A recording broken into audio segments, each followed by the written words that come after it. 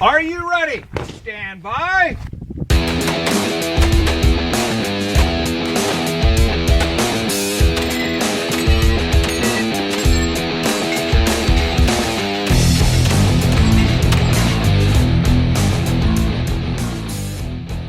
Welcome to the Three Gun Show. I'm your host, Dave Hartman, and this is not one of our normal interview episodes. I was actually a guest on the Firearms Radio Network podcast called the AR-15 podcast.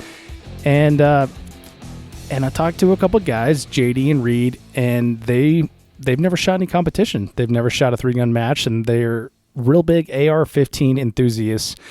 And they had a ton of questions about the game. So this is kind of a cool podcast that you'll get to listen to and see what goes on in the minds of newer shooters. So if you're a newer shooter yourself, you'll find out you're not alone. There's all kinds of great mysteries in three gun here that turn out not to be really a big deal. They're not really a big barrier to entry.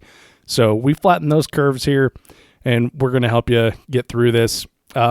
Couple other things I've got going in the Three Gun Show world. It's been a pretty exciting January so far already. So the studio is a mess right now. It's almost completely done getting outfitted and built. Backdrops have come in, so you're going to be seeing videos coming out from the Three Gun Show pretty soon here.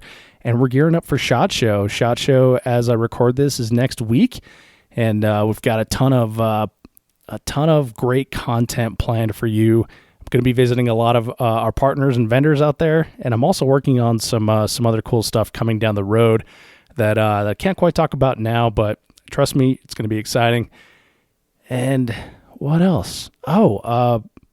Intro to Three Gun class. I'm going to be holding my very first Intro to Three Gun class February 8th, and that is going to be held here in Lakewood, Colorado. And it's at the Three Gun Show World Headquarters. There's no live fire portion of it at all. But after recording this podcast with JD and Reed, I realized the knowledge that I've learned over the last couple of years, shooting a ton of matches and doing this podcast, talking to the best people in the sport, that can be shared face to face too. I love going to club matches and meeting people and things like that.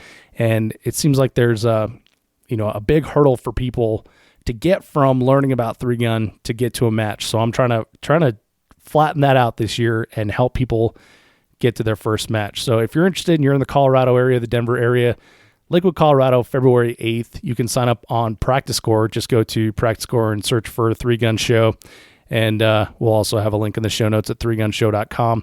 And if that's something you're interested in, come join me and we'll have a good time. So that's about all I got right now. I'm going to have another podcast for you next week during SHOT Show. And after SHOT Show, we're going to have a ton of great content, new products, new personalities, old personalities, all our great friends that we know and love from the show, from the shooting world.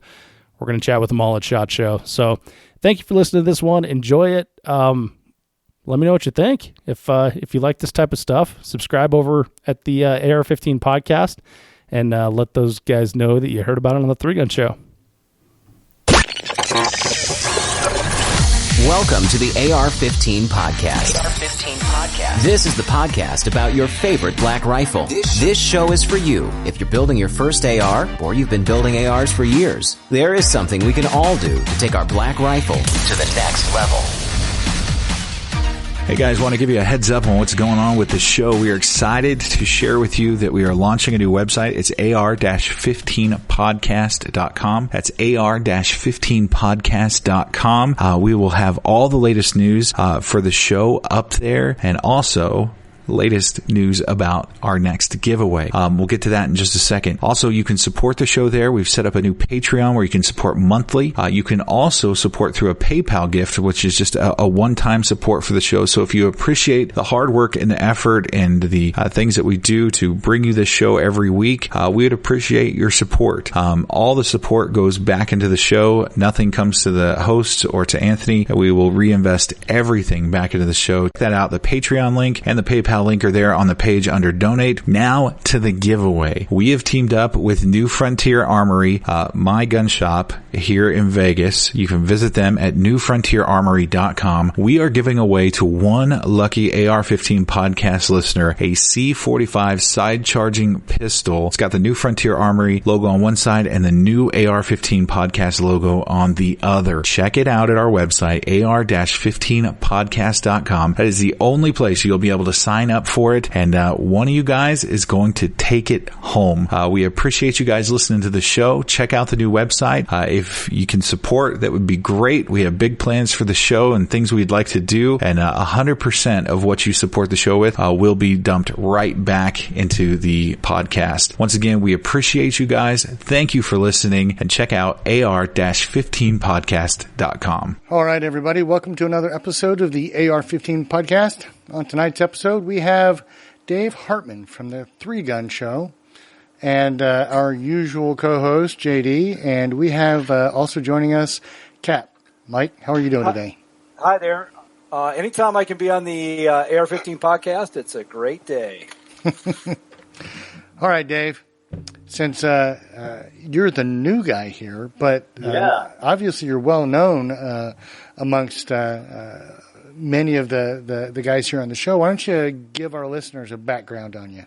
All right. Well, I am Dave Hartman. I'm the host and I guess creator of the 3-Gun Show podcast, and it's a weekly podcast. It's been going for about 180 some episodes now. So since 2015. And last year in May of 2016, I decided to go full time. So I quit my corporate job, and I bought a travel trailer, and I loaded my dog up in the truck, and we spent the entire last 2 years cruising around the country and shooting 3-gun matches. And now I'm back in Colorado, which is my home state, and set up in this office here, and we're going to talk some 3-gun and some 3-gun rifles, which are a little bit different than normal AR-15s. All right. Well, so why don't we just break it down and have you tell us what 3-gun is all about? All right. Well, so 3-gun is about the most fun you can have in action shooting, and everything still be legal and above the board, and not spend any time in the clink. But 3-gun is an action shooting sport. Consists of a rifle, a pistol, and a shotgun. That rifle is generally an AR-15. That shotgun is generally a semi-automatic 12 gauge, and that pistol is generally a double stack 9mm. And we shoot paper targets, steel targets, and clay targets, and we do it for time. So, is 3-gun as a sport matured to the point where there is like a unified governing body, a sanctioned body that puts on matches? Yes and no. So it's got to be like what, the 1960s, right, for football, where they had the AFC, NFC, or AFL, or NFL, whatever the hell it was. Probably should have gone with a metaphor that I knew a lot about. But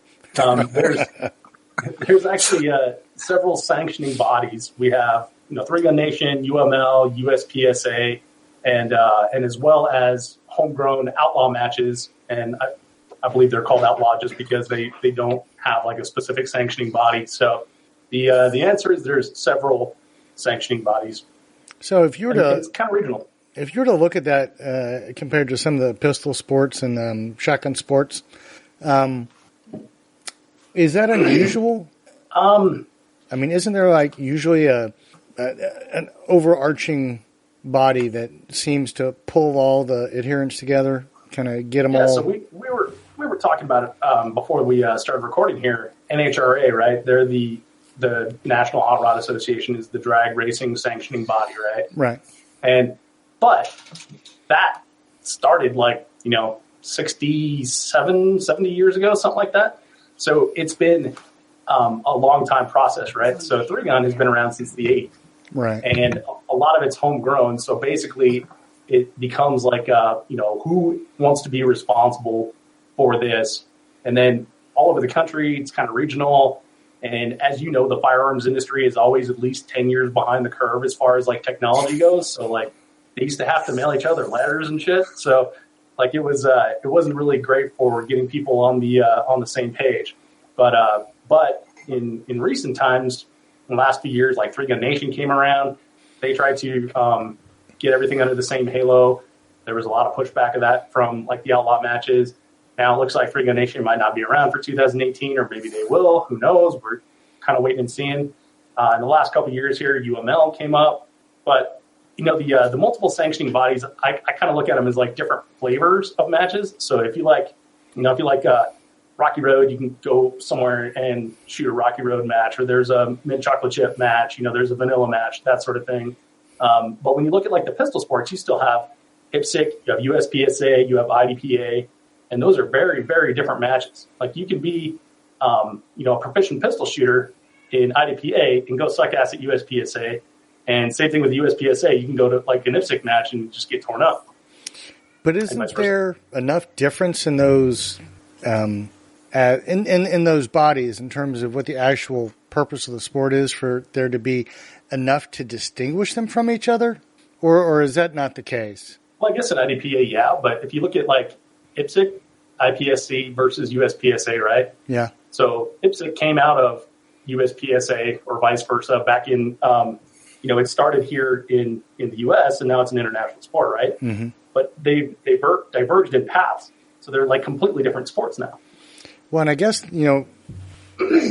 my curiosity is Three Gun going to go that route where you could say that you have multiple sports that essentially use three guns, but each one is distinguishable enough from the other where you're not basically, cannibalizing your shooters or your viewership or you know what I'm saying? Or is it going to be like Canadian football versus American football, and one of them is just this, we wish you'd die and go away kind of thing?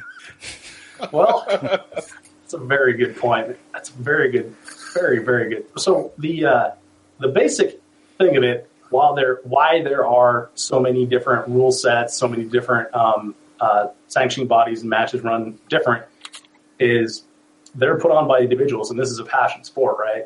Mm-hmm. You can't go and put on a three-gun match and put 50,000 butts in seats like you can for, a football game or a basketball game or whatever. There's not that sort of spectator aspect of it. So the people that are doing this are doing it because they're passionate about shooting, they're passionate about practical shooting. So I think there are some matches that kind of follow the model of what you're talking about as far as USPSA versus IDPA type thing, like IDPA's defensive with air quotes, and then USPSA is like a race, right? So there are definitely different matches that way where if you try to be a quote-unquote gamer when you go to some matches, you kind of get knocked back for that or penalized or whatever. But there's other matches that you go to, and they're like, look, this is a sport. We're playing a sport. We're not training for Doomsday or the Russian invasion like we thought was going to happen with Red Dawn. But we're here to have fun, right? So, and that's the way I like to look at it. Like I feel like me personally, I'd be better at shooting one of these rifles back here than a lot of people. But I'm not training to shoot people. I'm training to shoot targets, and that's what I like. So, if you were going to talk today, who are the big dogs in three gun in terms of governing bodies? I mean, have we got it whittled down, or is it still the Wild West out there? Well, so there's the Wild West. I would say probably,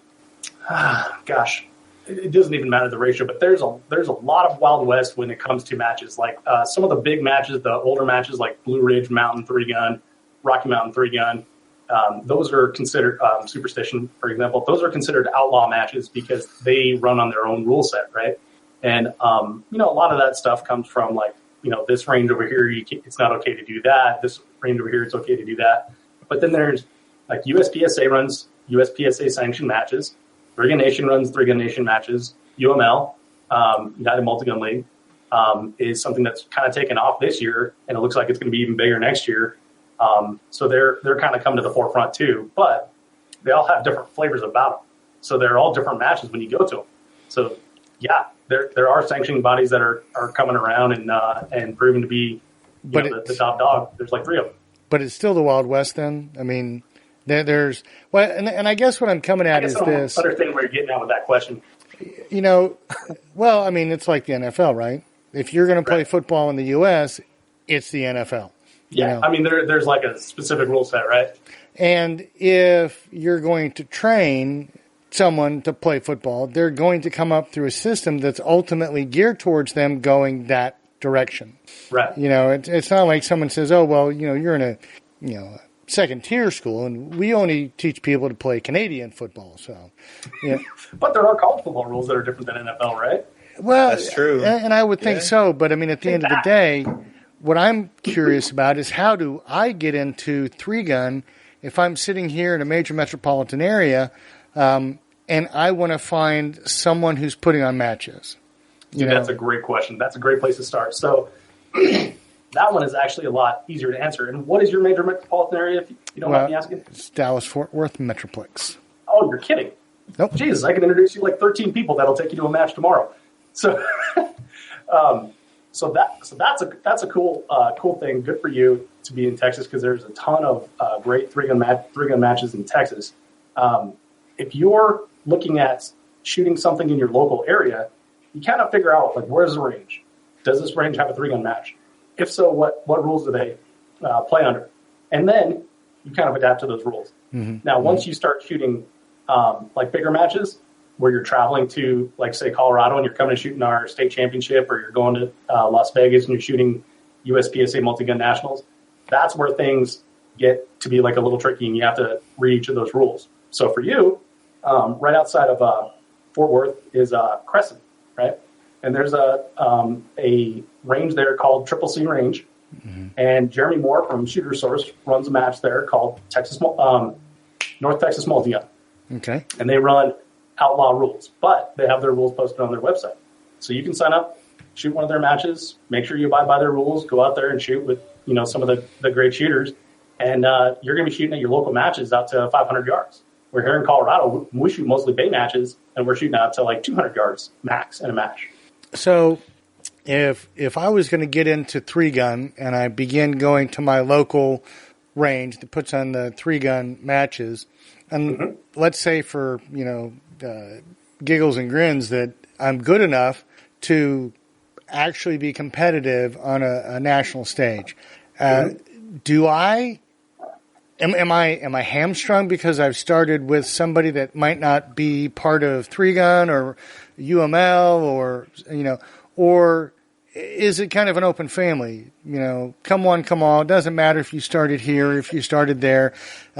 We just want people to come out and shoot in our matches and have a good time. I mean, where is the sport as it stands today? Okay, so those are like two entirely different questions. But the first one, you can go shoot any match you want. If you pay your match fee and you go and shoot, you just have to know the rules, so you don't do anything that is outside of the rule set. And it's usually small stuff. Like, for example, there's, USPSA, you can leave the shooting area and come back in, right? 3-gun Nation, you can't leave the shooting area and come back in. You have to stay within the shooting area, right? So it's real small stuff like that. Oh, overall, now you tell me. Ask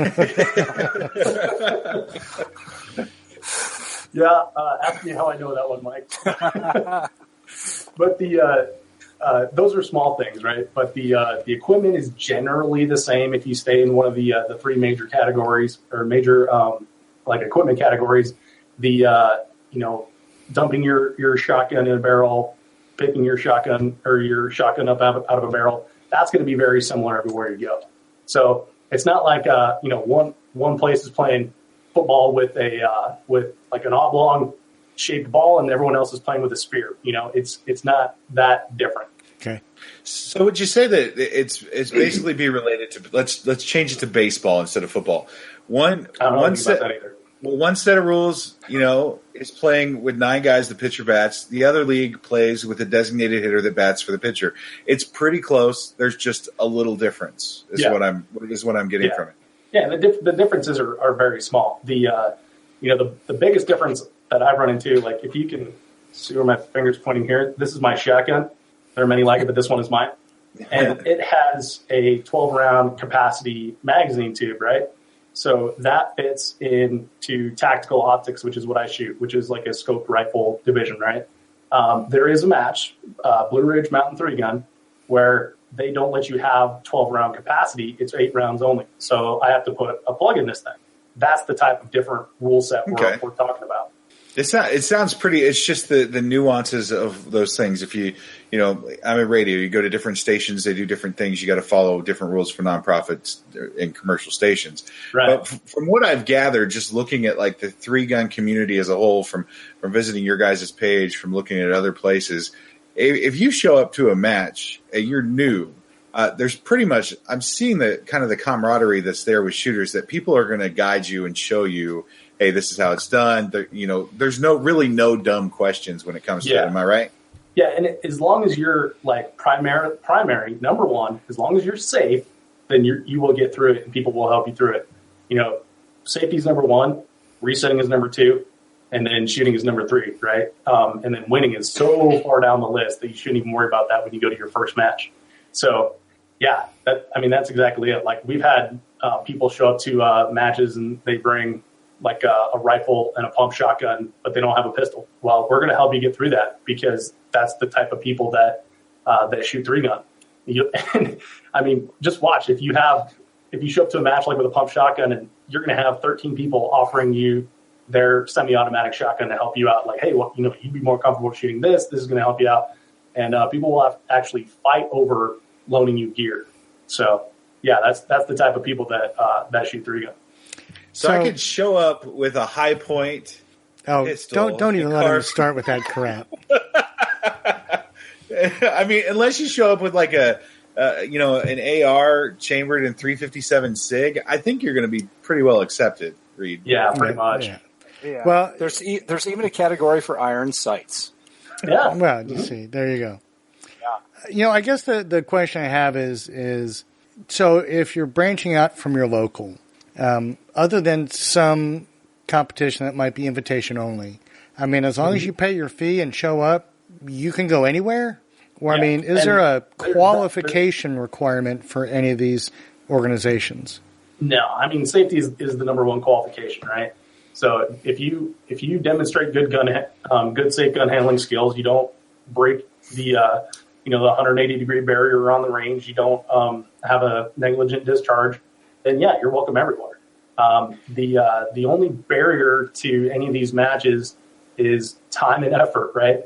So did you practice enough to be able to hit that 500-yard target? Did you pay your match fee? Can you get the time off from work? Those are the type of considerations. And did you sign up early enough to where you actually got in the match? Because some of these things sell out in mere minutes. Do you see it growing as a sport? Have you seen it grow throughout the years, or are you at a spot where you think it's plateaued, or is it just continuing to go up?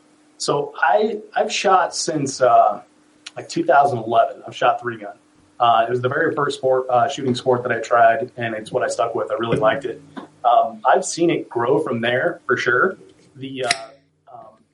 When 3-Gun Nation was on television and they were doing their pro series where they went and had actual matches and everything, that I think was like one of the biggest growth phases of 3-Gun, because people saw that on television. They saw what you can do with guns. Like, I want to do that, and now with social media, you see people sharing match videos and everything. And that's what got me excited about 3-Gun, was seeing match videos and thinking like, well, I can't do that at my local range. Like, there's not a situation where I'm going to go and put on like body armor, shoot in a in a car, in a shoot house, jump into the back of a truck, shoot from that thing, climb up and down berms, use ladders and slack lines. Like, that's the type of stuff you can't do at your local range. Or if you did, it would take you like 12 hours to set that up, and then you'd shoot for 10 minutes and you'd be done, and you'd have to go tear it down, right? So Yeah. that is the appeal for me, is to go play in someone else's jungle gym and stuff that they set up. And then here's the tricky part. If you pay for the match, you don't have to actually tear it down either. So you get all the party, and you don't have to stay to clean up. Man. So that's what it is for me. And as far as growth, I do see like massive interest in growth in pistol caliber carbine divisions in 3-Gun, and as Mike knows, it's become kind of a contentious sort of thing, and that will probably turn into its own sport for better purposes, right? But in like United Multi-Gun League, they have divisions where it's called a 2x4. You have 4 guns, you have your PCC, you have your rifle, you have your pistol, you have your shotgun, and then you get to choose 2 of them for each of the stage. And so it's kind of like golf in that manner, although trickier to travel with 50-pound weight limit. But yeah. So I hope it keeps growing. I do see a lot of potential, especially in the ammunition-rich environment that we are currently in. Where when I started, it was just a few months before Sandy Hook, and all of a sudden you couldn't get ammunition. I remember, the 2013 Noveski Multi-Gun Championship? Freedom Munitions actually had a trailer that they towed down from Idaho with them with ammunition in it, because there were, more than half the match was going to drop out because they didn't have ammunition to shoot the match. So you mentioned something, and I think it's probably worthwhile touching on it. So you mentioned the different classes. Can you kind of paint a thumbnail sketch of the different classes you might see in terms of your setup? Sure. Basically, what you're going to find is like a limited division, a tactical optics division, an open division, and like a heavy division. And those can run by different names, and it depends on the match, what they call them and what they do, right? So this is like what a limited division gun would be, right? There's not really a whole lot of restrictions. There's a 1X scope on it. This is a Vortex Spitfire AR that has like the bullet drop turret, but it is an etched reticle and it's 1X, right? So that's kind of like your red dot division. Tactical optic is next from there. Oh, I'm sorry, Mike, do you have something to say? Yeah, that's also for Reed, since he wants to get involved, that's also the division you shoot iron sights in. Yes, that's correct. Yeah, and actually when I started shooting 3-gun, I started with iron sights as well, and I probably shot like 4 club matches with that, and then switched to a red dot. So tactical optics, variable power scope. This is a Vortex Viper PST 1-6. So the close targets, obviously you're looking at 1X, and then the far targets you're looking at 6X. So then open, you can have the same rifle, same sort of thing, but then generally you'll see like an offset red dot sight, like right here, right? I don't actually shoot open, so I don't have an open rifle with me, but and then heavy 308, right? So that is basically the differences. Now I can shoot limited or tac ops with the same shotgun, 12-round capacity. If I'm shooting 3-gun nation, it's limited to an 8-round capacity. Pistol, generally the same. You're looking at USPSA limited rules, so double stack 9mm. You can have cocking serrations and relief cuts and stippling jobs on your plastic pistols and things like that. And then again, if you're shooting 3-gun nation, those are limited to 15-round magazines. And the rifles are limited to 30-round magazines. But in most other matches, there's not really restrictions on rifle or pistol capacity. So how much of your consideration in your tools is, I guess, maximizing the tool for the rules? I mean, you talk about a 15-round capacity magazine for pistol, right? So I shoot 357 SIG. Most of mine are 12-round magazines. So does a competitor walk in there and say, well, I'm not going to shoot what I like to shoot. I'm going to shoot what gives me the advantage. So I have fewer mag changes if I'm shooting 15 than if I'm shooting 12, right? Well, first of all, this is a big day for me because I actually met someone who owns a 357 SIG pistol and shoots it. It's like Santa Claus. They do exist. All right. We just need to take a moment here, and for nostalgia, just the one guest that'll give Reed crap about the 357 SIG. Everybody who's played into this, he has an actual barrel being made for an AR in it. And I just want to take this moment. This is like my Christmas present right now. I'm just going to bask in the glory of this moment for a second.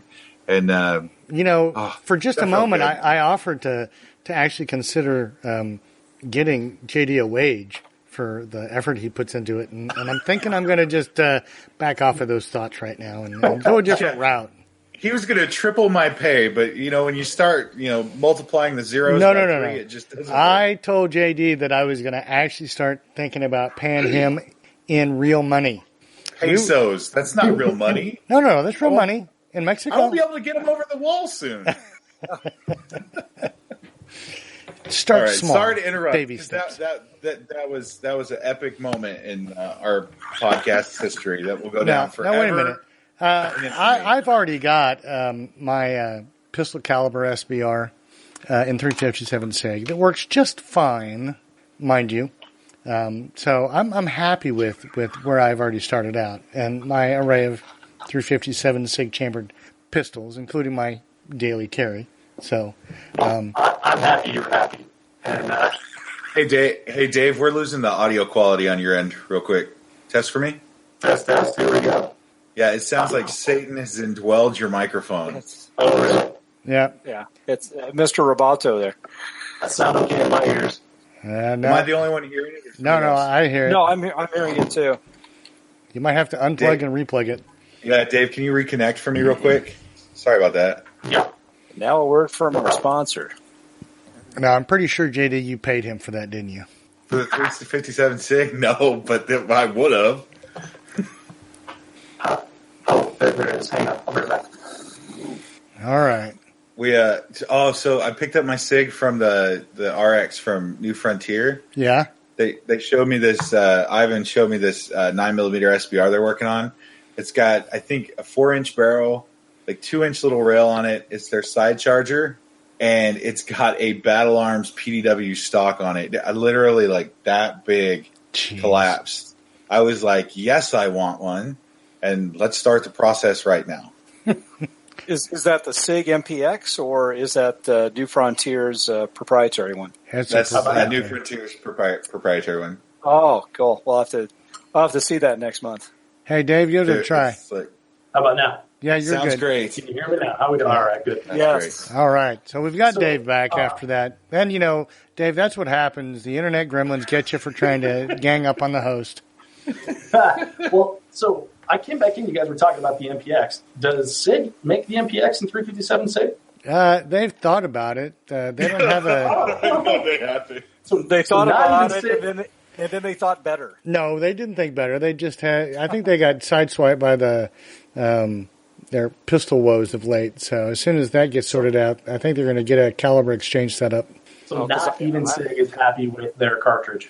Yes, they are. They still make those pistols. The good news, though, is when there is a panic, you will be the only guy of the four of us that will be able to buy ammo. Yes. Oh, man, this is the greatest night of my life. Yeah. Well, what are we talking about again?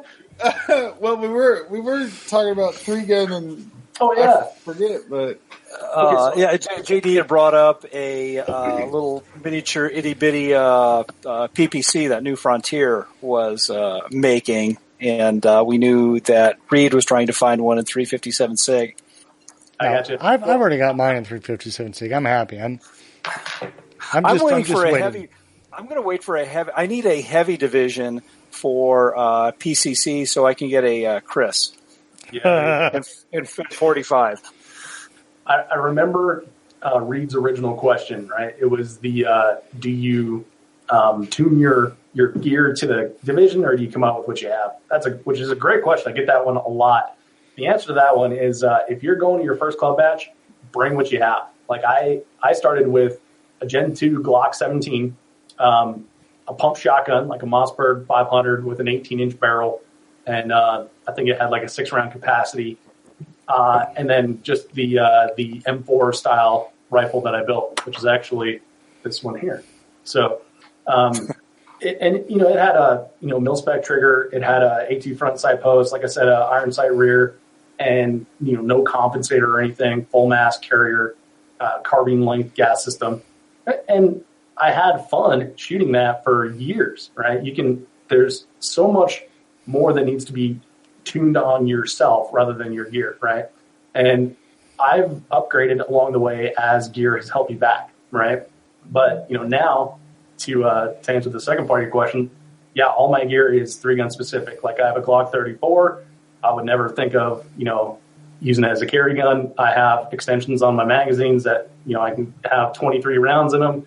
The Armalite rifle that I shoot now, this little guy, this compensator is entirely useless for anything but competition because it's so freaking noisy. You will not make any friends on the firing line. shooting it inside a car would be terrible. Yeah, they are awesome. Yeah, the gun's great, and there's like no recoil to it. But I'm always glad I'm standing behind the commentator and not to the side. So, and my shotgun over there. Yeah, I've shot trap and sporting clays with it. But yeah, I mean it's a purpose built thing. But that shouldn't stop you from getting out and shooting your first match, though, because you can have fun with whatever you have in your gun cabinet. So let me ask you this. Hold I on like a second, to be enabled. JD. So tell me I need a Benelli M4. Tell me I need a new M4 is wrong. Don't buy a Benelli M4. It's the wrong gun for the game. It's if you're getting a Benelli, it's an M2. Breda makes a B12i. This is a Stoeger. Beretta 1301. Beretta 1301, yeah. See, I'll just add them to the list and buy more. I mean, that's the way it works for me. Yeah. If you want an M4, buy an M4 and then go, whoops, and now I need an M2, which is totally okay. So, Dave, in your experience, since you've started out with things you've built, or you've had things you've built, and you've obviously bought three-gun purpose-built firearms, do you think one approach is better than the other? Man, that's a great question. So I like building stuff like we talked about before. Like I used to race cars and stuff. I love putting things together. So for me, it's a matter of like personal preference, right? So Armalite is the sponsor of the show, of the 3-gun show. This is an Armalite rifle I shot in 2017 here. There's absolutely nothing wrong with it, but I have no sort of attachment to it whatsoever because it came like this, right? Mm-hmm. So, but all these guns behind me here, I know every little piece that goes into it because I placed every roll pin and stuff like that. So for 2018, talking to Armalite, they're going to just send me a bag of parts. And I'm going to put it together myself because that's something that I like to do, So I would say it doesn't really matter. There's guys that I shoot with that they'll have like a malfunction. You're like, oh, when was the last time you replaced your extractor spring? And they're like, where's that? You're like, well, it's on your bolt carrier group. Like, which one's the bolt carrier group? It's like, Jesus, dude, how do you clean this thing? Clean it, So I mean, there's something for everyone out there, really. Like I love building rifles. Like I said, I built all these ones behind me. So it's all personal preference. Here's, I guess, the thought there. I mean, our show, we talk to people about building their rifles. We encourage people to develop the skill set, the frame of mind that allows them to go in and create, put together, envision what they want. But, in the back of my mind, there's always this thought, is the factory-built rifle any better than what I can do? Yeah. And just like you, I every rifle I've built, I know what's in it. I know every single thing that's happened to it from, inception to, field testing it. But, right. I'm always curious, is there some magic in that factory-built rifle? I mean, and, really, you start looking at the price points of some manufacturers' rifles, and you got to think, well, it doesn't come with a French made, so it better be doing something special for me. It's true. Wrong podcast for you. So, I'm always curious. Do you ever think when you're shooting your own rifles that is there a moment where you have a crisis of faith in your rifle? A crisis of faith in my rifle. Man, that's a good question. So the short answer is no. And this is the only AR-15 I have that I didn't build. And I have, a lot of them I lost in a boating accident, right? That old story. But I probably got a dozen AR-15s, right? And this is the only one that I haven't built. Like I said, it works fine every time. I don't have any sort of attachment to it or anything. Right. Man, that's a great question, dude. If building rifles is your thing and you want to know every piece, you absolutely should do it. The cool thing is with every piece on this rifle right here, like you can buy it from Armalite. Like and Mike knows, like the handguard you can buy, the compensator you can buy. You can even buy the barrels and everything, and have them done there. But I have never had this particular rifle on a stage and thought there's something wrong with the rifle. every time I'm like, there's something wrong, it's always with me. Yeah. So I have a lot of confidence in it for sure. Yeah. Is that the 13-inch? Yeah, that is the 13.5 with the pin and welded comp, and makes for an overall 16-inch rifle. So this is like the shortest rifle I've ever shot, and it's a ton of fun too. Yeah, never shot in competition. Yeah, that's the one that I got in 2014 when Armalite first released them. And the first time I shot that was at the World Shooting Championship, and Armalite was one of the stage sponsors, and they had this quick little just shoot 5 targets, and I didn't check the trigger, and I'm used to a 2-stage 4.5-pound trigger. And I went like full auto on the first target. I shot 3 rounds. I was like, those are amazing rifles, and I'll shoot mine out to 600 yards. That 13-inch barrel is amazing. Yeah, this particular rifle right here, I've shot to 600 yards. I was skeptical of the shorter rifles, and that's actually why I'm shooting it this year, is to become unskeptical. And I think I've done that because I've hit targets in a decent wind at 500 and some amount of yards, and never once has it let me down. Plus, it's like fast as heck when you're doing manipulating around walls and everything. The only issue that I've had with it is when you have like a longer magazine and you're shooting from like a fake slanted rooftop, then you run into issues with getting the handguard on that roof peak to get a good stable position. Right. But there's ways around that as well, shorter magazines and such.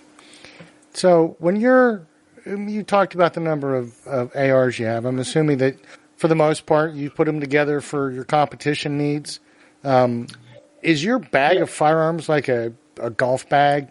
Depending on what you're going to do, you're going to pull out this rifle for this competition, or are they basically the residuals as you've evolved your skill set, your skill level, your shooting styles? Kind of describe that. Do you have multiples, or do you? So I shoot one rifle all season long, okay. And the reason I do that is because you're not trying to get used to anything or break any habits on the clock or anything. It becomes part of you, and you can actually feel your holds. Like, I mean, I know when you get in, like Mike can probably attest to, when you get into like long range shooting and ballistics and everything, there's a whole lot of math involved. I have a decent memory, but I'm terrible at math. So it becomes a feel thing for me. And that's why I shoot one rifle, so I don't have to go back and forth and reset that trigger in my brain. That said, like I built a rifle in like 2011. It's this one right here. And I kind of did some upgrades to it, just kind of like half parsing some 3-gun upgrades, like a Michelin comp and like a Geissele 3-gun trigger, and then eventually got a handguard for it, free float. And then from there, it's like, well, how much do I want to spend like upgrading that, or am I just going to build like a complete rifle from the ground up?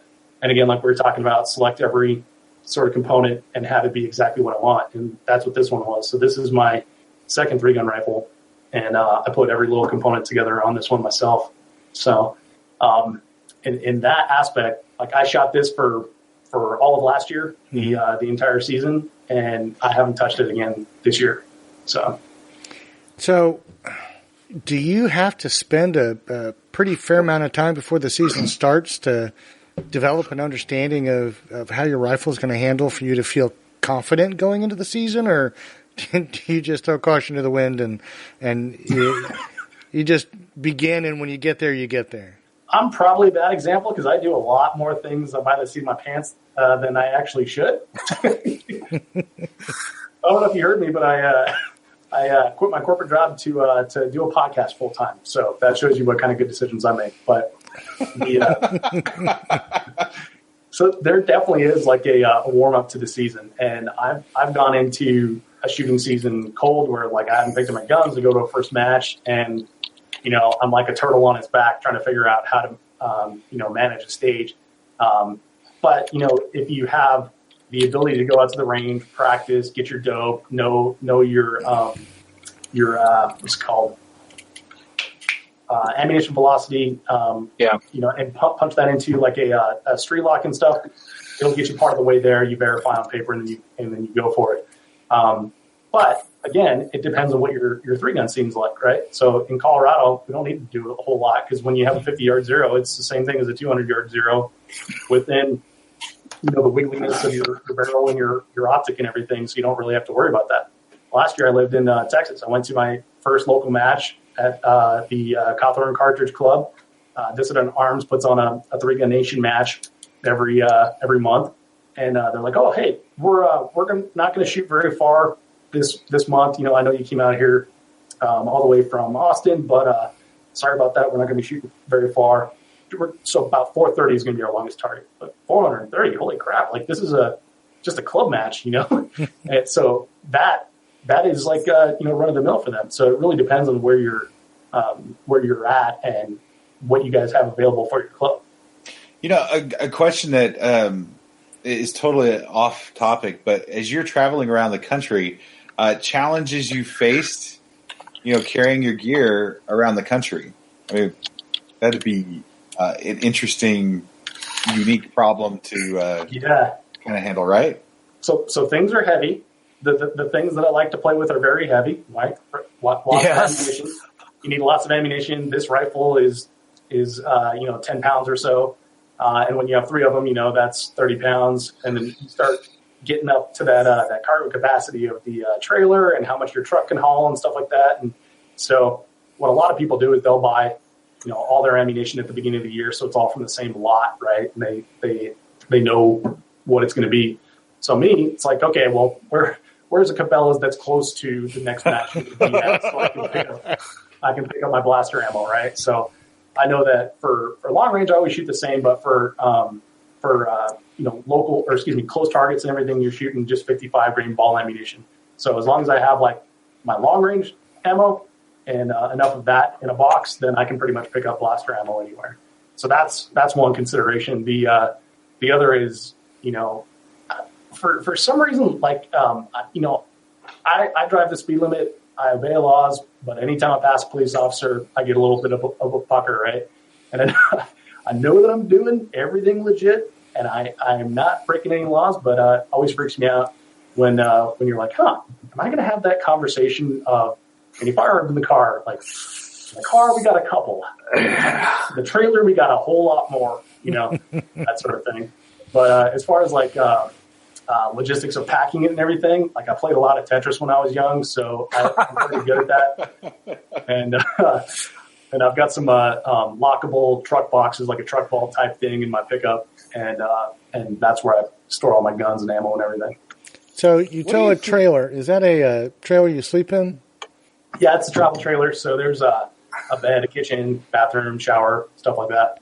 Do you have your basic gunsmithing tools? Do you have reloading equipment?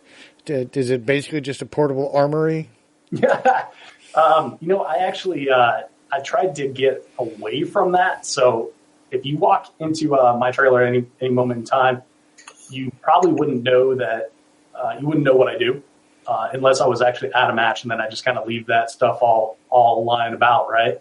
But with reloading, you can't have that jiggling as you're going down the road, so I don't reload. Gunsmithing tools, I have just basic hand tools and everything. And then I rely a lot on the kindness of strangers. Absolutely. The friendliness and the kindness of strangers. And, generally, if I put out like a bat signal of, hey, I'm having this kind of problem, someone at the match can help me out. And but I pay it forward, and I do the same thing for other people. Like I've loaned shotguns, guns, a bunch of ammo. I'm tripping. I know. Whoa, Mike is reliving the 60s on his Google Hangout speed. I have no idea what the hell happened there. But so what would you say is the biggest challenge to somebody looking to get in? I was trying to get a picture up when you were talking about gear. I was trying to get a picture up with the first 3-gun match that I went to, which was the 3-Gun Nation 2015. Yeah. Yeah. And I had no idea what I was in for, because all I knew about 3-Gun Nation and why I wanted to go was I saw the Pro Series. And I'm like, all this bay fast stuff. I'm like, oh yeah, this is cool. And I show up, and this wonderful woman, Tanel Chedester? Yeah. And she says, oh no, that's drag racing. This is, and she explained to me what the format was, and I said, I got to do some rearranging here. And as it turns out, I was told by Craig Outson, who I met at the match, he goes, oh yeah, you picked the wrong match for your first one. Yeah, but I would say that as well. It was a ton of fun. First match, I would go with a club match. If you got to pay more than $100, you might be getting into something you're not ready for. Most club matches are 25 to 35, $45, whatever it is, depending on the range and their range fees, and that's a much more low key environment. So I would say that the biggest challenge into getting into three gun is the biggest challenge in running marathon. It's the biggest challenge in drag racing. It's the biggest challenge in talking to a girl at the bar. It's just having the balls to go and do it. And the people will use gear excuses forever and never have the fun of actually going to a match. And it's a shame. I've got several people that know what I do, and they've been picking my brain for years and years and years. What's the perfect compensator? It's like, doesn't effing matter. Like, pick one and go with it, or bring out your A2 flash hider and have a good time. Like, that's the key right there, is just getting to the match. That's the hugest hurdle. And if you get out there with your, like I said, your pump shotgun, God forbid you have a 357 SIG pistol, bring that too. And then, just whatever AR-15 you have, you're going to have a good time. Like, you're not going to finish at the top, but you shouldn't expect to finish at the top anyway, because it's your first match, right? And then if you get a fire burning in your belly and you're like, okay, well, I need to upgrade my gear. Well, pick the crappiest piece of gear you have and upgrade that first. So if you've got a pump shotgun, go buy that Breda B12i semi-auto and get a big tube for it. Now you've got 12 rounds of capacity, and that's going to be no longer your weakest link.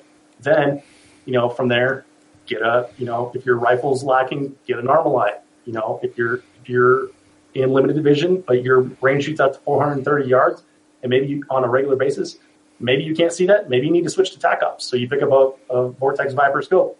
It's that sort of thing of the low-hanging fruit. Upgrade as you go along, rather than waiting until you have the best gear out there.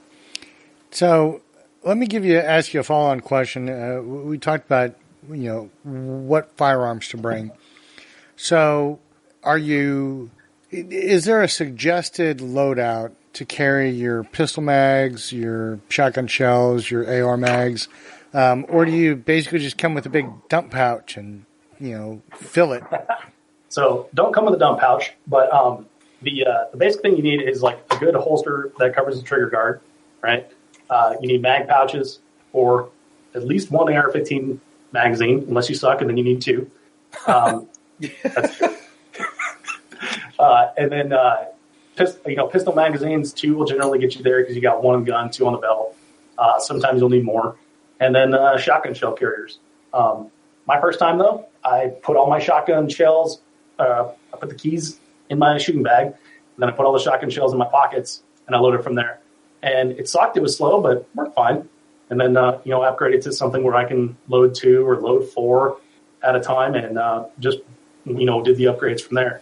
You saw that picture of Mike? Like, he's got a bunch of bags. So, yeah, all your boxed ammo is in the bags. Empty magazines are in the bags. You stuff them before the stage, and you go for it. So, past that, what else do you take with you? I mean, that you would think of as, if not essential, very helpful.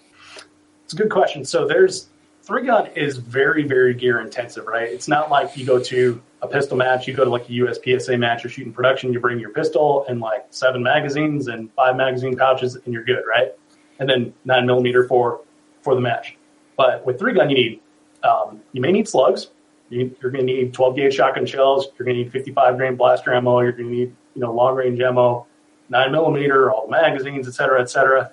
So I have all my stuff in like a rigid box, rigid being like a brand name of tools, right? And so I have like a contractor thing that's on wheels that, I wheel around. There's so much stuff involved that I actually put together like a match checklist, And if you're interested in that and seeing what you need to bring, and then you can actually print it out and check it off as you load it in your bag before you go to a match, you can get it at 3gunshow.com/checklist. And it's pretty helpful there. It's just a PDF that you download. You want to bring snacks for the day so you don't get hangry. You don't lose your mind as far as like losing your stage plan and everything because your blood sugar level drops. You want to bring plenty of water. There's generally not running water at a range, and you're going to dehydrate because you're standing out in the range all day. So amongst all that, I bring some spare parts. I'll bring different springs for ARs and extra bolt carrier group and things like that. Cases for your guns, I guess. That's pretty much it. Like, there's no sort of like special one thing that you bring that's gonna. Actually, I take that back. An umbrella, because it rains at every damn 3-gun match I go to. No, that's kind of a joke. Like we for some reason the 3-gun community as a whole has their schedule bass backwards, right? So you'll be shooting in Texas in July, where it's hotter than Hades, and then you'll be shooting in Minnesota in December. Like, what's going on, guys? Like, we need to swap these things here. But generally, like if you're shooting in Kentucky in the spring, or you're shooting Texas in the spring, or you're shooting Missouri in the summer, you're going to catch some rain. So you will quickly find that all these mil spec coatings they put on all these cute little doodads on your rifle, they suck, and they rust right through the mil spec coating. So aftermarket parts are awesome in that respect. But and being here in Colorado, like, I would have never known that. Like, we don't have rust here. It's a rainy mess, like almost every major match you go to. But you got to be willing to suck it up and deal with the rain. So extra socks and ponchos, umbrella. That's good stuff right there. And so in Vegas, we bring an umbrella just to stay out of the sun. Yeah, you don't have to worry about that. Yep. Yeah. Parasol, I think they call that. Yeah. So we've kind of covered the gear. We've covered the matches. Tell me about the community. I mean, you go out, I think we've all been to public ranges, and, there are any number of commonly bumped into sorts out there that many shooters just don't appreciate. But, tell me, who are you going to run on into in a 3-gun match? Tell me about the community. The community in 3-gun is pretty awesome. It's the reason that I chose this as like my sport, right? I've done a ton of other things. I've even shot, pistol matches and everything. But the people in 3-gun are so cool. They're freaking hilarious. Everybody's out to have a good time. There's probably like 20% of the field that are really taking it seriously, and then everyone else is out there just to have a good time and make some good memories and have some good stories, right? On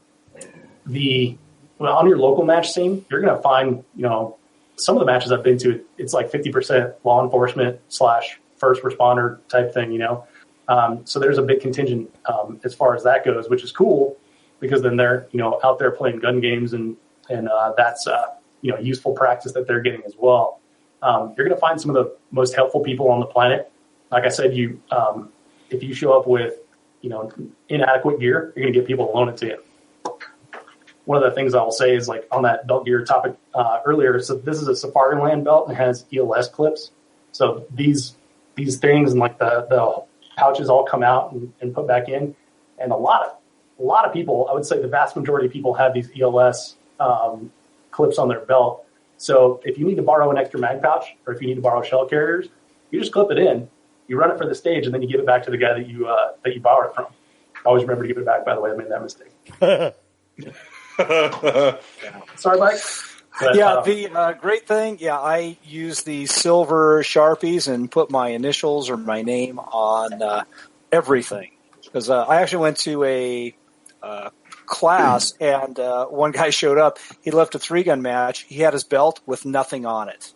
Oh, wow. And we all pitched in. And just like what Dave said, we all had the ELS. Say, here's a mag holder, here's a holster. So it's a great system. Yeah, I do the same thing, mark all my stuff. my last name's Hartman, so I usually put a little heart and a little dude on there. Freaks a lot of people out. They're like, heart, man? But then they don't want to steal it, so that's cool too. So in terms of the competition, I mean, I don't know, I've been places where a little overbearing. I've been places where they're pretty cool. Are you going to find that the people who involve themselves are generally of the same caliber?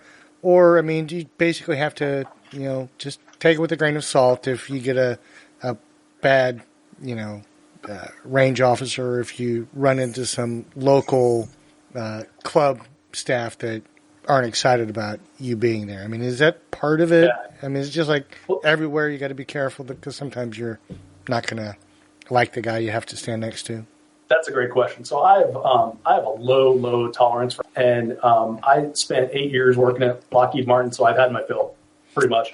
And so I designed my life around avoiding people like that and spending the time with people that I enjoy. Right. So that's what I do.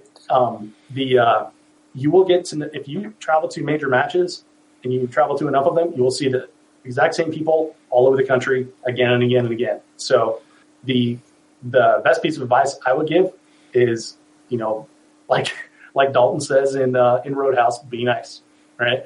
The very first thing that you want to do is create a good first impression for yourself, right? And you can only worry about you, right? So then if you run into like an a-hole RO, maybe you just take some time to clear your head. Like, this is just one stage. We're gonna figure it out here. I'm gonna get through this. If it's egregious, you can talk to a match director or a range master, and they can readjust that RO's attitude. Because at the end of the day, you are a customer there. You paid several $100s and traveled, in some cases thousands of miles to go to this match. These are your entertainment dollars, and you should get a good product for those entertainment dollars, right? Now that's major matches. Like on a local level, it's much more us, right? Like everyone pitching in to put this match on. You show up early, you help set up the match, you stay late, you help tear down the match. Like that's what the local match, the club match scene is like, right?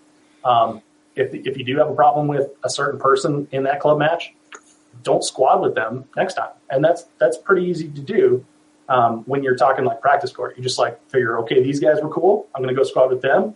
And that's kind of the thing you worry about there. Also in club matches, local matches, as they're also known, you're generally self-ROing, right? So if you have a squad of 8 people, one of those people is going to run the timer, one of them is going to run the iPad for scoring, and then everyone else is going to reset while that after that person's done shooting, and then you kind of rotate around that, right? So you be a good steward, other people be good stewards, and again, you find a good set of people that you want to shoot with on a regular basis, and then you don't have to worry about the assholes or something. So I would say they're easy to avoid, but I have crossed matches off my list, match directors, match runners. But the good news is that it's like few and far between. Right. Speaking of, Dave, you might want to talk about the different scoring at the different matches, so you don't tick anybody off being in a hurry to paste a target if it's a points match. Yeah. I mean, so that's a good point. Like in USPSA, you shoot all the targets, and then no one pastes anything until like the scorekeeper could see it, right? In 3-gun, we have so much to deal with multiple guns that you kind of hurry things along, and you generally paste after a person has shot that area. So as the person's progressing down the stage, everyone else is going behind and pasting targets and resetting steel and putting clays back on and stuff.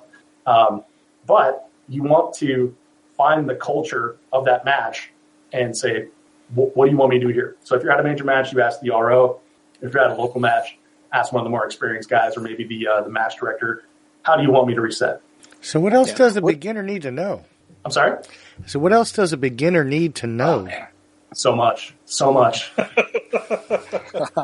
What's the difference between a points and time plus penalties? So I don't know that I've ever shot like what you're getting at, Mike, as far as like a points match in 3-gun. Oh, I take that back. Like there's there's Horner scoring, right? And so Blue Ridge, they score the targets instead of just like one in the center and two anywhere is generally what you find in three gun. At Blue Ridge, they call Horner scoring because Andy Horner is the only guy in the country that will score targets like this. But they put out IDPA targets, and it's like, down 1, down 2, down 3. They add seconds to your time if you're out of the center zone, which I don't like that kind of scoring because I like to go really fast. And then when you have like a full-size IPSC target that you're just blazing behind, just squirt two rounds at it, it's kind of satisfying. But generally, you're going to find one in the center, two anywhere is going to neutralize that paper target. But you always want to read the rules of where you're going because there are definitely exceptions, and some local matches will run like quasi USPSA where they score the A zone, the B zone, the C zone on both on both rifle and pistol. But it's very unique. So that's basically match specific. Yeah. Are there shooters who basically select matches based on, I don't know, their skill levels or their preferences and just avoid everything else? Yes, absolutely. Yeah, there's in a lot of these major matches, there's prize table, right? And there's people that, they can go and pull a top 10 finish and they want to pick the biggest prize table so they can get the best prize, right?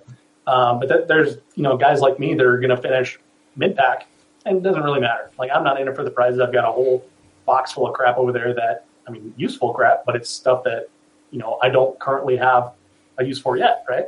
So for me, it's all about the experience. And so that's how I pick matches. And I like big, long stages with tons of shooting. So I pick matches that have big, long stages with tons of shooting. There are people that do really well in bay stages, right? In bay matches. So, you're at your traditional berms that are, 10 to 20 feet tall, 3 sides around, and they'll create like a scenario with walls and targets and stuff like that you have to move through pretty quick. There's people that's their strong suit, so that's what they shoot. There's people that are really good at jungle runs, what we call jungle runs, which is basically you're running through the forest and they hide targets behind trees and you have to, load your shotgun as you're moving and then shoot stuff as you're moving and get down this path. There's like a defined start and a defined finish. Like that's some people's strong suit. So they go to those type of matches. Here in Colorado, we have to drive 2 hours to get to any range that has a 3-gun match. And they put them out on the Eastern Plains and there's no trees. So Dave is terrible at jungle runs because we don't have any trees here to practice with. So I like doing the jungle runs because then I'm getting more reps and I'm getting better at that, but it's not currently a strong suit. But like I said, that's something you can't do here in Colorado. So if I'm going to go drop, $250 on a match fee plus, $700 to get there and all my time and the resources of the 3-gun show, I want to do something that I can't do everywhere. So is that something that you think took you a while to arrive at? Or is there enough out there about a given match that you could figure out that you might not like it? Like if you had to, run a mile and you're not a runner, you could say, no, I know enough now that I'm not going to sign up for this one. That's a great question. So for me, it's kind of easy, right? Because I just get someone on the podcast and then I ask them questions like, hey, have you ever been in this match? What's it like? What should I expect? And so that's actually why I started the podcast, because I figured there's, these like 30, 40 dudes I see on 3-Gun Nation and they're like the best 3-gunners in the world. I bet I could go take a class from each of them and it would be several $1,000s to do that. But there's also probably like a whole lot of knowledge I can get from just talking to them. So that's why I started the podcast and tricked them into telling me all their secrets. But you're right. There is like a hole in the market for, what a specific match requires of you as far as skills. Like, is it long range intensive? Do I have to shoot stupid long slugs for no good reason? Am I going to have to run through the jungle? Do I need to know that type of stuff? How should I prepare for this match? What type of stuff should I pack with me? So I saw a hole in that market and I started a match recon series this year. So every match that I've shot in 2017 and several that I haven't shot, but close friends of mine have shot, we've done like a recon sort of format on the podcast. We'll break down like, okay, this is where the match is. this is kind of, that the major metropolitan area nearby. This is what you can expect as far as like long rifle shots. This is the number of long rifle shots. This is those long slug targets. You're going to want to be sure to be in shape for this, not be in shape for this, et cetera, et cetera. And I want to say we've got like 15 different matches that we've done that for. So you can actually go listen to those match recon podcasts for a specific match and really get an idea of what to expect. Failing that, go to YouTube and search that match. And there's, most of the time you're going to find someone that has shot it and has footage of it. Because these major matches are generally in the same place at the same range. Mm-hmm. And they like to have similar sort of feel to their stages throughout the year. Or maybe they don't even like to do that, but they just do it because that's what human nature is. So I think you touched on something that I don't think I had thought of. As a competitor, from couch potato to marathon runner, do you have to be at a given point on that spectrum to be comfortable and have fun, or it really runs the gamut? It runs the gamut for sure. I shoot with a guy named Dan Troxel, who is actually the lead-in voice on my podcast. He does the Are You Ready, Stand By? And he's, I think now Dan is 64, I think. But, I ran a shotgun side match with Dan this summer. And, he and I, because of the side match, there's not a whole lot of resetters. So he and I reset that whole thing the entire weekend. And he kicked butt, but he's he doesn't go to, like, say, the big Rocky Mountain stages and things like that, because that's not his wheelhouse, So you can kind of tailor your match schedule to fit that sort of thing. And it's like everything in life, though. The more fit you are, the more fun you're going to have, for sure. When I started this, the three-gun show here, I kind of had to rearrange some priorities because I had a full-time job. So I put on probably like 25 pounds since I started the show, doing a lot of travel, just making poor food decisions. And I'm a lot slower than I was when, 2 years ago. So, but I'm still having fun, still having a great time. And there's not anything that I do that I think, this is not going to, end well. That's never some sort of thought in my head. I'm not going to have a heart attack midway through the course. The reality is that you've got, 300 seconds max on the clock. Most matches, there's 180 seconds max. And you're doing that over 10 stages over a few days. I tell you, the hardest part is standing all day long, leaning over, picking up steels, picking up poppers. So basically you're standing for hours at a time, you're deadlifting, and then, now it's your turn to shoot. And you have to run your ass off. You have to get real steady positions to make long range. So that's the most difficult part for me is on like day 3 of a 3-day match, I'm dehydrated when I wake up instead of being, fresh as a daisy and ready to rock. I'm tired. And by the end of the third day, it's like, okay, let's dig deep here. But it's all mental, so you can get through whatever you can get through with the mental preparation. But it really comes down to, like I said, like everything in life, you're going to, the more fit you are, the more fun you're going to have and everything. Yeah, Reed, the last local match I shot here, because we can't shoot rifle anymore, I had on my Fitbit, and I burned 11,000 calories in about 8 hours, and I ended up walking 7 miles. And that was just the time I was there at the match. Jeez. Yeah. I was talking to one of the ROs, DJ Petro, that did hard as hell. And so he RO'd the shotgun run. And I want to say that between him and his other fellow RO, Sky Killian, they did 60 miles over a 3-day match. It's like, that's 3 friggin' marathons. Yes. That's why I always bring a stool. And if I fly somewhere during the obligatory Walmart stop, I buy shotgun shells, food, and a stool, and a $9 stool. Yes. And the $9 stool is totally clutch. I mean, you can add that to the umbrella category there. The trick is to use that stool judiciously, because you don't want to be the dude sitting down on that stool when everyone's resetting. So sit, it's sit when you can, and then when you're supposed to be out there resetting or preparing to shoot, then you want to be on it.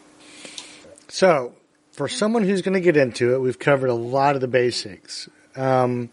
What are some of the internet resources you would point people to fill in the gaps, to help them do their own research and homework to get further into it? Are there like go-to resources that you found over the years that are really kind of the good places to go for that kind of information? Honestly, no. Well, wait a minute. What about your podcast? Are you saying that it was like it was kind of a softball. It totally was. That's the reason I started the podcast. Is I looked around and I'm like, I'm nuts about this sport, but the information out there sucked. And I wanted to dig deeper than just the post shoot breakdown of like, hey, what'd you think of that stage? And then you got like 10 seconds of NASCAR. Though my Armalite rifle ran really well. That sort of thing. So my podcast, we dig deep. We go like 60 to 90 minutes. We talk about like mental preparation, your mental game, managing a match in your head, the proper gear setup, funny stories from traveling, how to approach a stage, how to shoot long range. And like I said, we dig deep on it. Like I don't have a time cap or anything. So as long as the guest and I are having a good exchange and we're still pumping out great information, we'll keep it going. So some of the podcasts we've done have ended up being like 2 hours long, but it's all good stuff, and it's cool to be able to be the guy that gets that information out there in the community. So 3gunshow.com is what I would check out. iTunes has the 3Gun Show in it. Stitcher's got it. Google Play, stuff like that. The other thing I would be remiss in saying is like Patrick Kelly. He's been a guest on the show. He was co-host of 3Gun Nation for a couple of years. He has a bunch of great how-to videos on his YouTube channel. So definitely check Patrick out, and he's putting great stuff out all the time. And so, Dave, the plan is to cross-release this across both platforms, right? Yeah. Okay, so if you're listening to Reed and I, and you're usually here on the AR-15 podcast, you can check them out. Do them a solid. Subscribe to the 3Gun Show. That is what it. I think that's what makes a difference when it comes to podcasting and reaching out to people. But Yes. Also do the same. If you're listening, we'd love to have you over at the AR-15 podcast. We make fun of each other a lot for our lower collections or my lower collection. My pathological problem of buying one firearm after the other. I mean, I'm literally the kid in the store that goes squirrel, and all of a sudden I have a new gun in my hands. Reed likes Ironsides 357 SIGs, and when I can get whiskey in him, he's quite entertaining on telling me what he really feels about everything in life. Nice. So, that's kind of us. That, and we talk to all the companies that I end up buying rifles from or buying parts from. So that's a little bit about us. But I gotta say, I listened to one of your episodes with Mark from Vortex on there. Yeah. And so I've met Mark a few times, been by Vortex a few times. I love all the guys there. And he let out golly gee willikers, oh my gosh, holy cow, and something else. Is like, geez, he's dropping like all the Minnesota F-bombs in one podcast. Oh yeah, don't you know? Don't you know? Oh my gosh. Yeah, it was great. I think he even said Jeepers at one point. I don't know, but I was cracking up. So I was hitting up his coworkers via text, and they're like, "Oh man, you gotta give Mark a hard time. It's hilarious." Man, that was a good show. We enjoyed having Vortex on. It's fun to watch. It's fun to watch companies like that grow and keep growing and exploding and doing good things with their customer service and how they treat people. So, I got exposed to the dudes at Vortex pretty thoroughly this year, and like I said, I actually went to Middleton, Wisconsin, and visited their operation, and I was blown away by how many people they have, the scale, that they're working on, and the new facility that they're building is incredible too. So Vortex is one of those cool companies that's doing cool stuff like in the social media space, and they're doing great stuff for their customers as far as their VIP warranty and everything. But man, just the passion that runs through that place. You walk through and there's like more guns than in in my office here. It's pretty cool. They're good guys over there. Thanks for letting us break it down. And as somebody who's interested in it, and have made the gear excuses and things like that, and I always need one more. It's very intriguing, and to just go and check it out. I know I've got access to a lot of that stuff here in Las Vegas. So thanks for bearing with us for almost an hour and a half to ask the nuts and bolts. But we got tons of time. Yeah, we've got some listener questions. If you're cool with jumping in there, Reed, if you didn't have anything else, Mike, if you didn't have anything else. No, I'm good. No, I just like to tell you, I found Dave by accident when you asked a good question about where can you find information about 3-gun. Well, I never really shot 3-gun before. We, just because of my job, we did a lot of tactical shooting and tactical, right? And man, you guys are dropping the bombs that I got to take out. Yeah, we're not allowed to cuss. You should have said that beforehand. Oh, we're George Carlin fans here, JD. But in 2014, I went to that first NRA World Shoot, and I was in the 20s, 30s for 189 shooters there. But the 3-gun stage ate my lunch. I was like 118th, and I said, I've got to learn how this sport works. And I couldn't find anything. And before I left for SHOT Show in 2015, I just happened to Google 3-gun, and Dave's show came up, and I think you had just started then. And I downloaded. He only had like 5 or 6 podcasts. Greg Jordan, Keith Garcia, and I listened to those all the way to Vegas and just got enthralled. And I said, "Wow, I have learned more in this like 3-hour drive than I have from all the hours I spent trying to research this stuff on the internet." Yeah, it's pretty amazing. So I built this rifle right here on based on a conversation that I had with Craig Otson on the podcast. And from my cold dead hands. Yeah. You can actually, listen to it now as well and find out why, I prefer an 18-inch barrel with a rifle length gas, and why a low mass system, and why the trigger that I shoot and everything. And it's all based on that knowledge transfer. And Mike, as you know, you can go to 100 matches and you pick up 100 different things, but now you have 100 matches of investment into it. Whereas with a podcast, and I've listened to podcasts since like 2005, and you can gain so much knowledge and shortcut your learning curve so much just by listening to other people's experiences and the mistakes that they've made. What he said. Yay, podcast. Yay, pod. Yeah. It's been quite the ride. You don't want dead air on a podcast. Yeah. Oh, no, that's why we have editors. Yeah. Okay. Well, no, I was thinking about it because, this year, Mike knows and Reed knows, this year has been a big year of transformation for me. I've dropped 110 pounds. Good for you, man. Running every day, lifting weights, doing stuff. And I'm looking for that next kind of thing. And you know what? I think I could place last in a 3-gun match sometime in 2018. I mean, I think it'd be something I'd do. I mean, I might show up with a freaking duct tape holster and all that stuff, but man, it intrigues me. It scares the heck out of me, to be honest with you. It's kind of intimidating, all the stuff that we've gone through today. But I think I could do it. I could, dude. I'm a fool most of the time, so I could show up to a range and be a fool. Yeah. So. Well, JD, you mentioned that you're in Vegas. Is that right? Yeah. So I'm going to go to SHOT Show.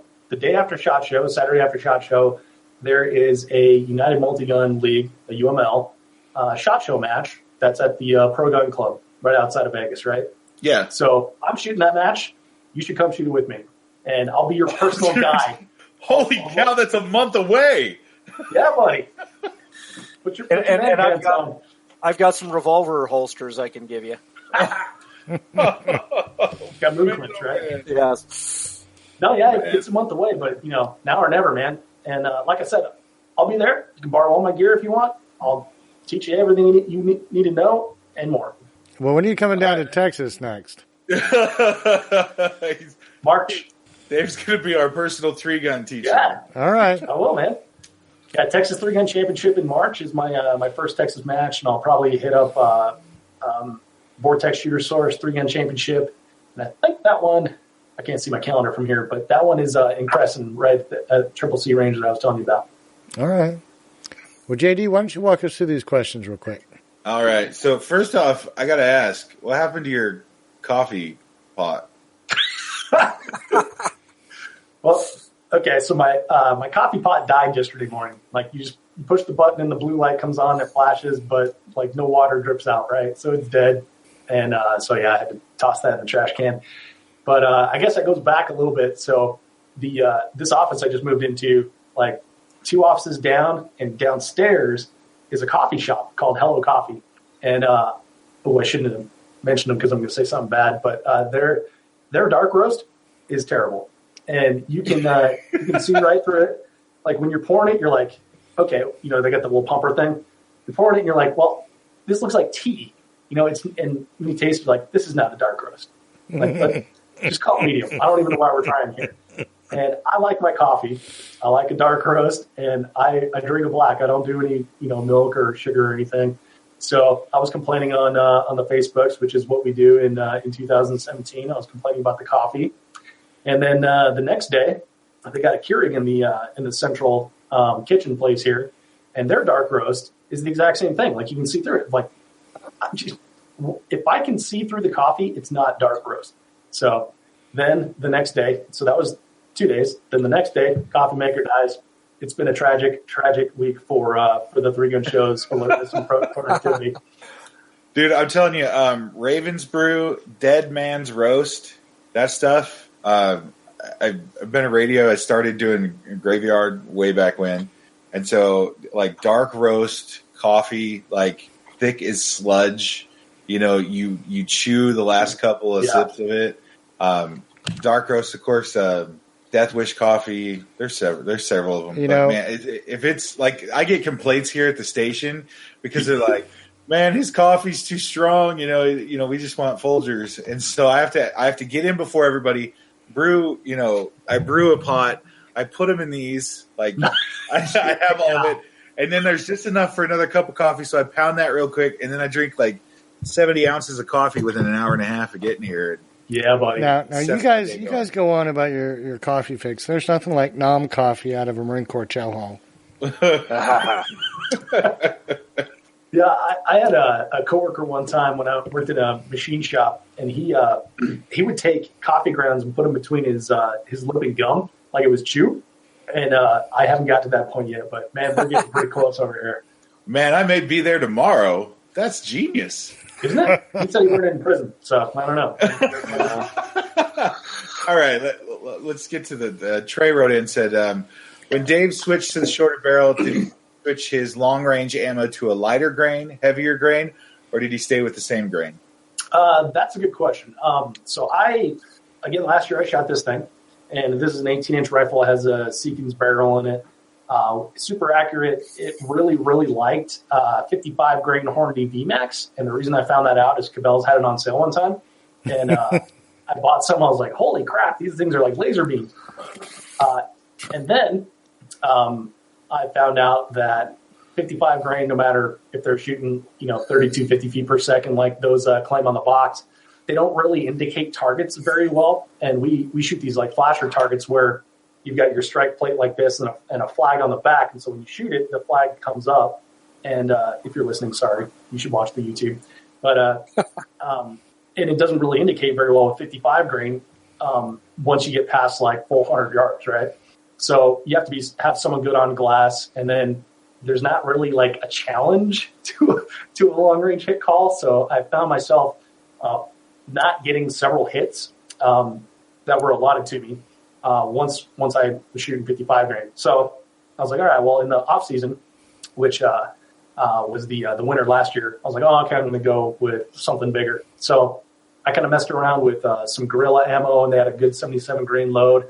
And then I got hooked up with Armalite, and one of their parent company, SAC, has one of their sister companies here, I guess, is Nexus Ammunition, and it's a 77 grain match round. And it's actually designed around the two Armalite 3-gun rifles, the 18-inch and the 13.5-inch. So it was kind of natural once I picked up the 13.5-inch Armalite to go with the Nexus ammo. I did do some testing between these two rifles, the 13.5 and the 18-inch, and I found I lost like 220 feet per second at muzzle velocity at the chrono, 8 feet out in front of you or whatever. So for 2018, I'm probably going to switch to an 18-inch rifle because I'm going to be shooting a lot of big open terrain matches. and not so many bay matches. So long answer there. Yeah, I did switch ammo. It's 77 grain, and I still use 55 grain, just blaster stuff, PMC, herders, whatever you can get for targets that are like 200 yards and in.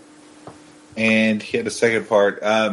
Does he try to get his long range ammo or hoser ammo to have the same point of aim? I probably should, but I don't. That's actually a hard. Very hard. That's a hard row to hoe. You'd really have to be hand loading to do that. And I know some guys that do that. I don't hand load, so I don't. The thing that I do is I zero for my long range, right? Because you want to be on for long range, and then you can have some level of variability out to 200 yards with your blaster ammo, right? But I do zero that, not zero, but I do pattern that. I don't know. I guess put that on paper. Once I get my 77 grain, my long range 0, I will then switch to my blaster ammo, whatever big pile of stuff I have at the time, and see where that prints on paper out to 200 yards. And then I just know from there. And generally, it's close enough to where you can do like a dead hold. All right. Next up, Tyler. He's got several. Why don't you pare it down, JD? We'll get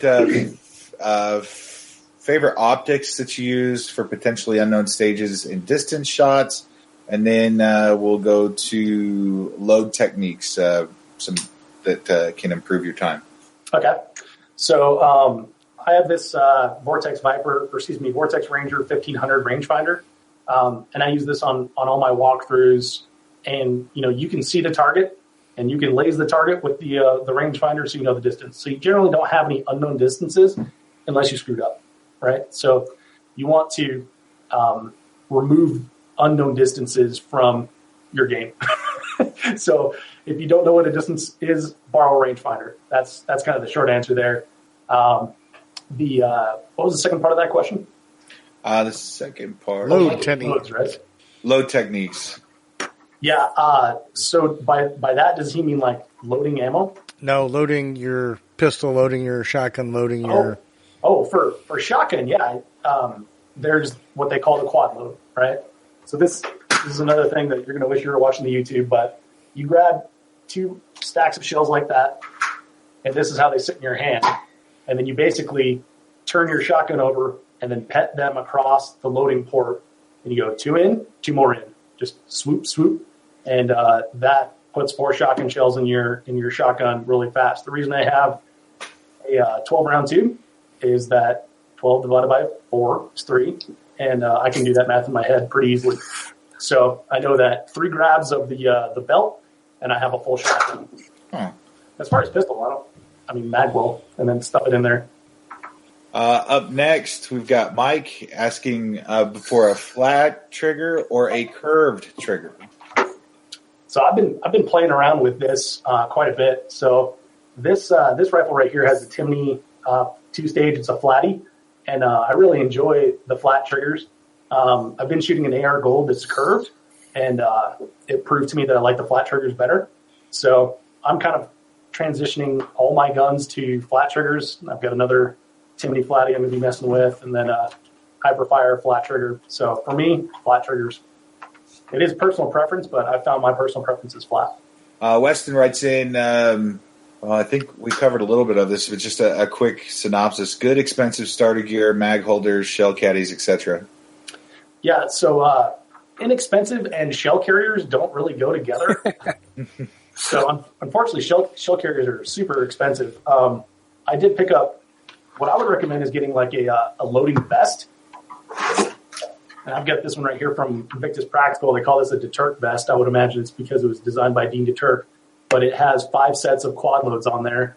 So 20 rounds in this one vest, and you're buying one thing.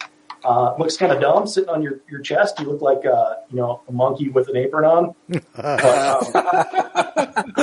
But it's the best bang for the buck that you can do. And then other than that, to keep it inexpensive, I would recommend borrowing gear until you have some spare cash or a birthday or something like that. As far as mag, that being said, what's the connector point that you identified that is very common? ELS or? Oh yeah, Safariland ELS. Okay. Yeah, so that's the way to go. Full show Safariland ELS, and I found that nearly all of my friends shoot Safariland ELS. So it's if I need to borrow like some gear or something, it's easy to do. That's why I went with ELS initially, because all the dudes in my local circle had ELS, and so I figured if I ever need to borrow something, because at that time I didn't have everything, then I could do that. And I keep pushing on the podcast. So once we all get on ELS, we don't ever have to worry about But as far as mag pouches, a couple of years ago I got some LEG Tactical mag pouches, and I really love them. Their holster is great. I like something with active retention for some of the bigger matches that we do, mostly because I took a really awesome fall and did a complete heels over head and lost my pistol. So active retention is clutch on that, and I'm working with LAG to create something pretty great for 3-gun on that. And I generally only have one extra rifle mag pouch. Sometimes I'll stuff one in my pocket if I'm feeling unsure, but I have up to 4 pistol mag pouches for my belt, and I generally only run 2. Next up, Blake, benefits of an LPVO versus a red dot. And following up with LPVO's first focal plane or second focal plane, and why? So I had to look up LPVO, and that's low power variable optic, I just learned. So that depends on what division you are in. If you shoot a red dot versus a scope, I prefer a scope. It is definitely the biggest division. The scope that I prefer is the Vortex Viper PST Gen 2. It's a 1-to-6 power scope. I use a mill reticle just because any gun I pick up that has a mill reticle, all the hash marks mean the same thing, right? So that's what I like to do. This one has like a center dot that's really good. And you want it in a non-quick detach mount. I like the worn mounts. This is a worn mount right here. Actually, both these are. And they're super stable, and as long as you torque them correctly and everything, they never, ever move, and you never have to worry about anything quick detaching when you don't want to. Or if you want to shoot limited division and you want to shoot like a 1X, like a red dot, there's plenty of red dot options out there. And you can put any one of them on there and have a great time at your local matches. If you're going to be shooting several hundred yards, I would recommend Vortex Spitfire AR. The reason is that it has an etched reticle, and you can illuminate it, and so it has red and green capabilities, and you can work it like a red dot, and it's super fast on close-up targets and everything. But that etched reticle is very fine for long-distance targets, and it's always there. So even if your battery dies, the black etching, just like in your normal scope, works just fine. And finally, Austin said preference of single versus 2-stage trigger in competition. We've covered affordable optics and the practicality of offset sights and a 45-degree angle red dot mount. So let's start with the red dot mount. So 45-degree offset sights, red dot, that's going to put you in open division. If you want to shoot in open division, that's cool because it's really fast. It's really cool looking when you turn your gun sideways and you got that little red dot, and then the brass is flinging over your head, and it just makes for some great photos and makes you feel really cool. But yeah, I mean, that's what you would do is you'd have like, a little, I don't know, Vortex Razor red dot or the Viper red dot or whatever, or Venom. I don't know. I don't shoot open. So those are definitely options out there. And that 45-degree mount is super fast. And, you generally sight it in for like 20 yards or something like that. So then anything past that, you just move to your primary optic. I guess while we're on optics, I should mention that the throw lever is really important when you're shooting like a scoped rifle, because instead of, and again, you should watch the YouTube, instead of just using the dial with your fingers, now you've got a little latch that you can just flick and move the power over really quick. So that's the hotness there. For Reed to explain this, it's the difference of, remember the radios we had in our cars in high school? It's the difference between turning the knob and hitting the button so the thing goes over real quick. I remember that. Yeah. The first part of that question was triggers, right? Yeah. 2-stage. Single versus 2. Me personally, single stage. This rifle here has this flat Timney 2-stage trigger, and I dry fired this thing in one of those little testers that Timney had when I was hanging out with Tommy Thacker for a couple of weeks, and I would just thunk. I'm like, God, this is the greatest trigger I've ever tried. I love it. And then when I got it in the gun and went to a match, came pulled up on a close target and went to double tap and had like massive trigger. It's great for long range. It sucks for short range. And so I've since gone back to single stages, and I'll be shooting like this flat, Timney, or maybe even this Hyperfire. I have to do some testing, but yeah. So flat trigger, single stage for me. The Armalite rifles come with a single stage Timney, so if you have one of those, you're ready to rock out of the box. Man, that wraps it up on listener questions. Oh yeah. Reed, Michael, any final thoughts? Not that I can think of. I think you've pretty much covered everything for the intent of the podcast there. Oh, yeah. But it's amazing with the characters that Dave gets on his show. There's a couple of just classic episodes. It's like Lucy and the Chocolate Factory. I just keep going back and listening to them time and time again. That's awesome. Yeah, and there's great stuff that comes out of every single podcast too. There's if you listen to each one of them, you're going to come away with like one gem. Recently I had a guy named Jake Latola on he's a engineer for 3M, and his mind thinks in a completely different fashion than mine does. And he gave a talk on like a math comparison that he did on shooting pistol versus shotgun on a particular stage of Fort Benning multi-gun. And, it was pretty interesting. Like I wouldn't have thought of that. I couldn't do it on my own. Unless you gave me like a calculator and a week and a half to figure it out. But he was able to do it just on the drive back from the range. And it's cool to get those unique perspectives and speak to people like outside of your ordinary circle and find out like what everyone else is thinking about the game. Reed? I think that's it. JD, why don't you read us out and we'll call it a show. All right. So, this is going to air right before SHOT Show, so we will already have released the new website.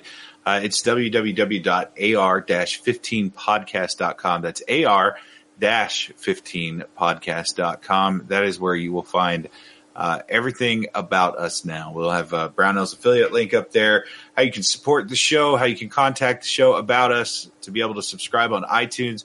So check it out, ar-15podcast.com. And we're going to be doing some fun stuff with that in the future. I've been working on that over the last couple of months and finally got it up off the ground. So we're excited about that. Also, if you have any comments, questions, problems, complaints, want to talk about your love for 357 SIG, iron sights, whiskey, or anything like that, ar15.podcast@gmail.com. That's ar15podcast@gmail.com. Please subscribe and listen to the AR-15 podcast for free on iTunes.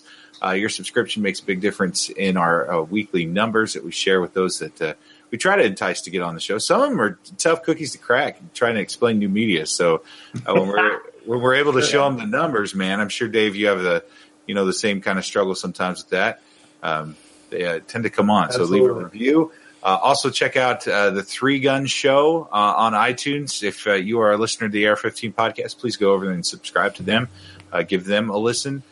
Share your pics with us on Instagram at AR-15 Podcast. Follow us on Facebook, facebook.com/AR-15 Podcast. You can find all the links you need for your Brownells affiliates, parts, needs at AR-15podcast.com. And with that, I think this episode is in the books. All right. Thanks, guys. We appreciate you, Dave. Thank you for coming on. Yeah, thanks for having me. This is a ton of fun, guys. All right. Well, everybody else, we'll see you in a week or so. We'll talk to you later. Okay. Bye-bye. Great. Hey, good to see you again, Dave. Good to see you too, Mike. Bye there.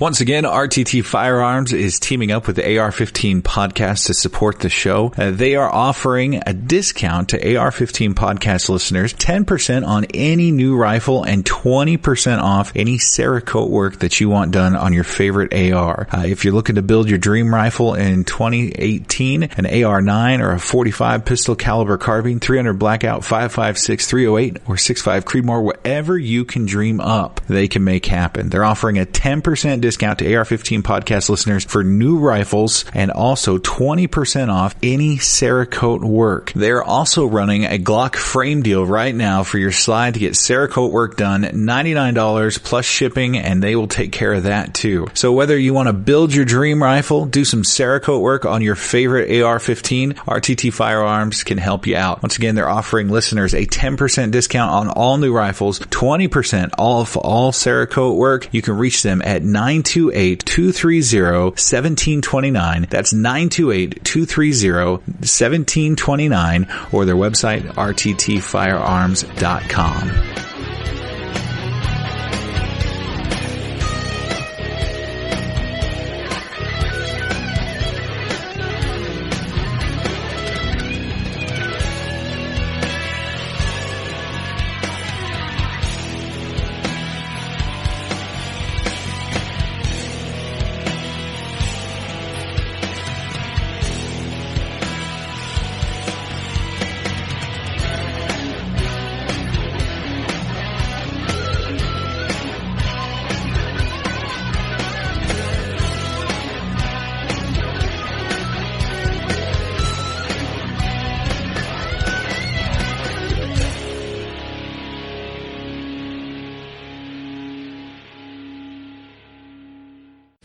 This has been a production of the Firearms Radio Network.